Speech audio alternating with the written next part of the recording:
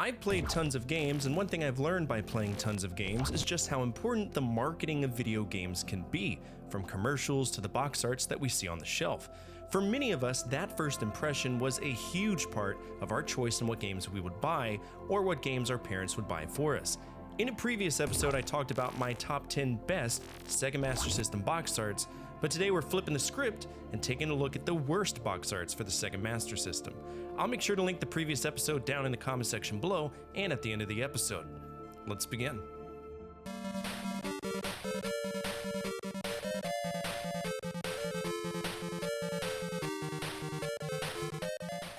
When a new system launches, it's very much a gray area in what consumers will like to see. There's no established rule of thumb, so more often than not, the first few video games to come out, especially in the third generation, followed a marketing formula.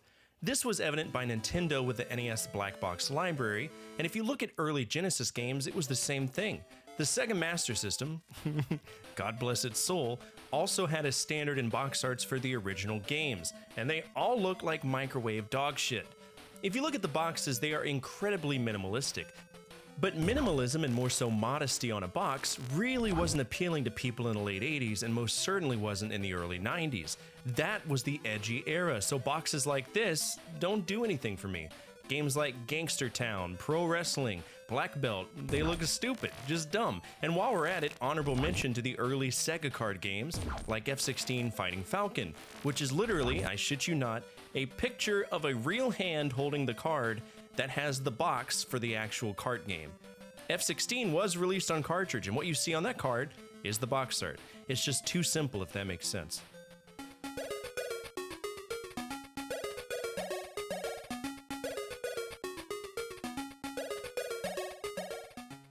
Do you like funny games, slapstick comedy, and what most people call dumb shit and cheap giggles?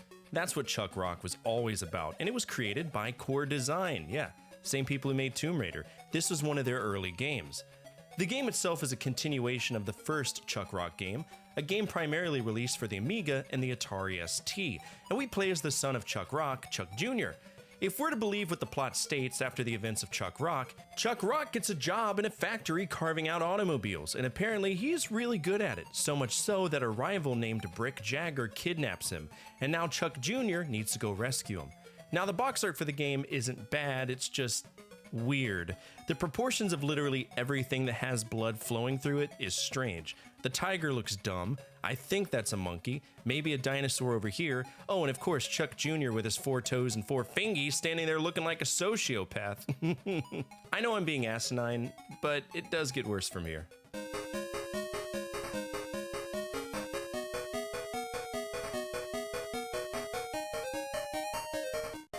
Do you like shooters? This is a shooter. In fact, it's kind of a ripoff of Cabal, and by kind of I mean it's pretty fucking similar. As with most action-based games of the era, the whole story revolves around terrorists ruining everyone's lives, and because that's not too fun to contend with, John Jackson and Jack Thomas are dispatched to clear out the entirety of the enemies. Again, this is a plot and formula we've seen used and abused in cinema, so you're gonna see it abused in gaming. The game itself is short though, roughly 5 missions, 4 of which end in boss fights, and much like Cabal, we'll see tons of different things that actively want to unalive us, like helicopters, tanks, people, lots of people. We get upgrades, and yeah, to me it's not a bad game, but the box art, it's weird. We see 2 people on the box, but if you look closely, they're 100% 4 different people. I know what they were trying to do. At the bottom, this is obviously Stallone and Arnold. They were big deals back then. But on the top, it looks like Zac Efron and Gregory Peck, which is fucking hilarious to me. Add in all the consolidated bullshit at the bottom, and you just have a busy box that is grossly unappealing to me.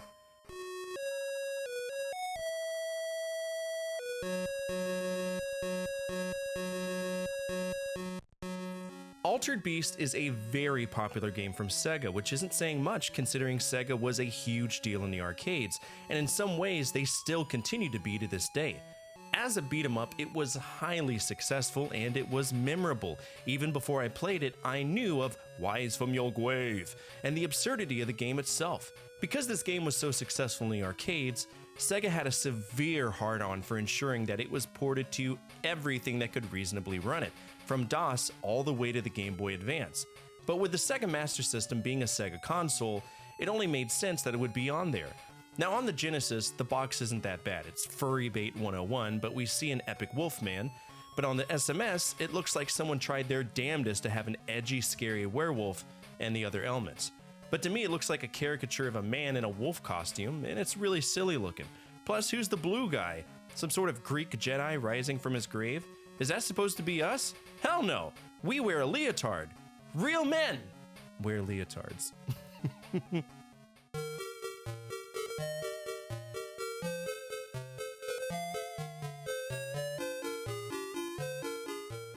You know, I feel really bad for this time-cherished movie because it received a nuclear fallout amount of bullshit when they were adapted to video games. I've yet to find one version of Home Alone that isn't a mistake of humanity. We all know the NES version, a 20-minute running away simulator, but to put it into perspective, Home Alone had 7 games.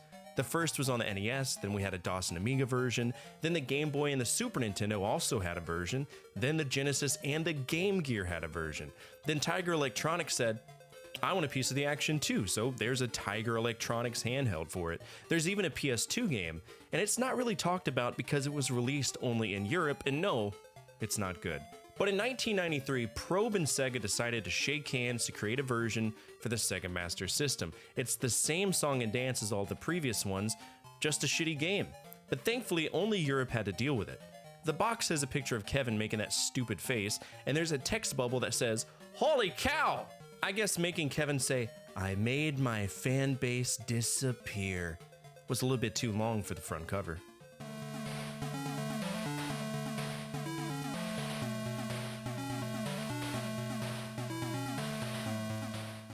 Impossible Mission is one of those cult classics from Epix. It came from the mind of Dennis Caswell in the early 80s, and it's one of the most complex and convoluted games I've ever had the misfortune of playing. I'm not a stranger to a game that offers zero context to what I need to do. After all, I adore the Myst franchise. But at no point during Myst did I need to do random platforming and somersaults to get where I needed to be. We play as a special agent, and our whole job is to stop the evil genius Professor Adam Bender, and the only reason I know this is because I read the manual. You have to, otherwise you think you're just an asshole running into robots. Now, the Master System version is historically recognized as one of the better versions of the game. In fact, to some capacity, I'm kind of interested in checking it out, because the native Commodore 64 version was clunky, and I feel in some way there might be a console redemption if I can find the time to crack it open and see it all the way through. But the box art is goofy as hell. It's like a promo for a really bad action hero.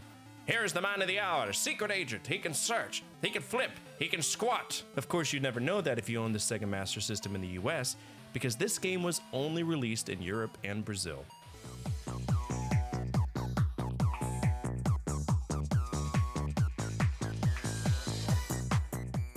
There are some powerful and influential arcade games out there, and many of them were created by Atari.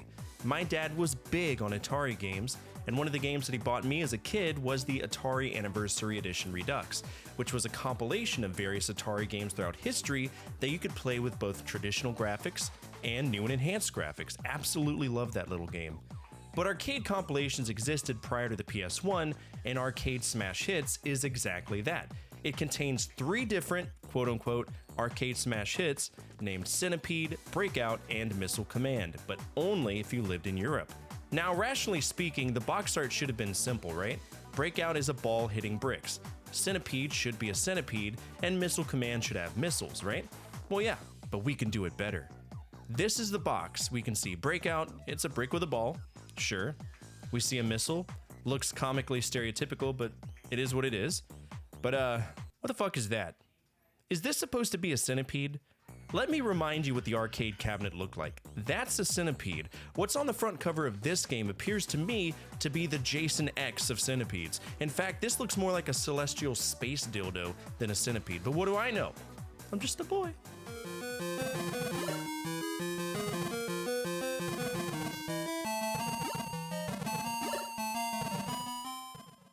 Well, we already had one game in the style of Cabal, why not talk about another one?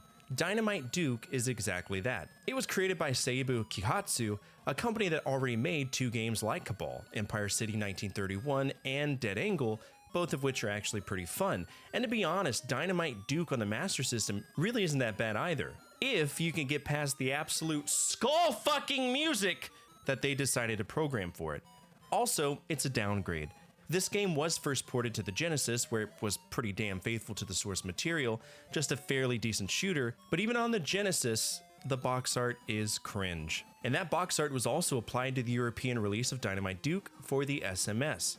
Who even is this? I tried looking it up, tried a deep dive and seeing who possibly this guy could be, but for the sake of argument, I think it looks just like Jesse Ventura. Seems like something he would do.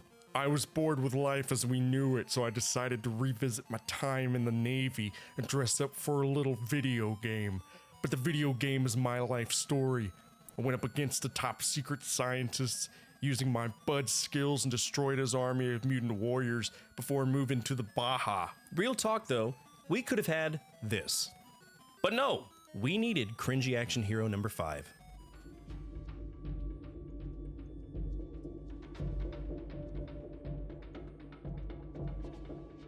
We have one of 2 honorable mentions today, and it's another compilation known as Fourpack All Action. Released in the great country of Australia. It's chock-a-block with dodgy unlicensed games like Adventure Kid, Power Block, Twin Mouse, and Cave Dude. All of them were whipped up by this Korean dev called Open. Honestly, one of the most all-bless-you studios out there. They churned out classics like Jang Pong 3, EXP The Excellent Potato, and of course the iconic Hello Mr. President. Bloody wild, that one. Now, if you look at the box, you might see something interesting, and that is blatant copyright infringement. Who is that on the top right? Why, that's Master Higgins from Adventure Island. What about below him? Why, that's Chuck Rock Jr. Remember him from earlier in this episode? They both are blatant clones, and why make your own game when you can steal someone else's idea? Yeah, this is not good. Don't do this. You're asking for a lawsuit.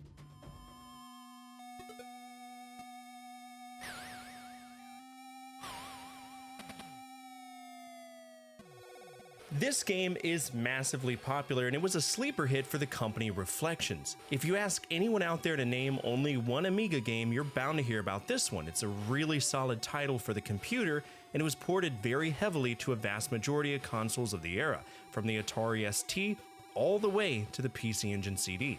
It's a basic side-scroller, and it has us controlling our Braun, who was a kidnapped child subjected to horrible magic that transformed him into the beast we all know. All thanks to this asshole Malatoth. Now, usually we wouldn't care, but our Braun starts having his human memories trickle back slowly. And I don't know about you, but if I was a human and someone turned me into a hideous monster beast, I'd be pretty pissed off too, but that's the plot. Now, on principle, I think the original box looks stupid already, but it has a badass logo, so mad props to the designers for that. But remember, this is the Sega Master System, so we have to make it look as dumb as humanly possible. So here it is. Just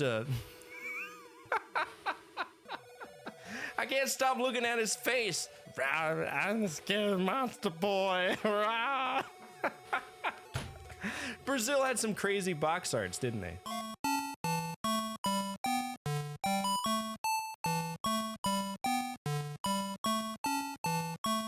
Speaking of Brazil, one more honorable mention, this time for Venimon, aka 20&1. Now, you know how all of these Brazilian exclusive box arts had the name Tech Toy in it? Well, occasionally they dabbled with development, and this is one of their games. Now, I have mad respect for Tech Toy, even though they made this as well as the Zeebo, because it was due to their wish to expand video gaming to Brazil that the Sega Master System even had a presence, so mad props to the company for that. But as a developer, no. 20&1 has 20 games, they all suck, and the box looks dumb as hell. To me, it's Brazilian Action 52, but they ran out of ideas at 20, so here you go.